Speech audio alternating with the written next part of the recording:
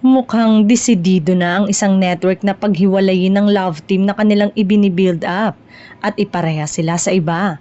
In fact, ang aktres ay nahanapan na ng bagong makakapareha at kung walang kokontra, ang bagong makapareha na ang makakatambal nito sa susunod niyang TV show at baka pati na rin sa pelikula.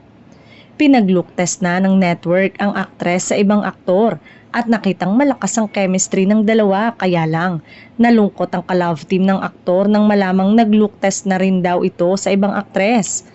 Umiyak daw ang aktres at nagtampo pa. Bakit daw hindi ito sinabi sa kanya na nag-look test siya? Sinabi ng binata na binilinan siyang huwag sasabihin kahit kanino ang ginawa nila.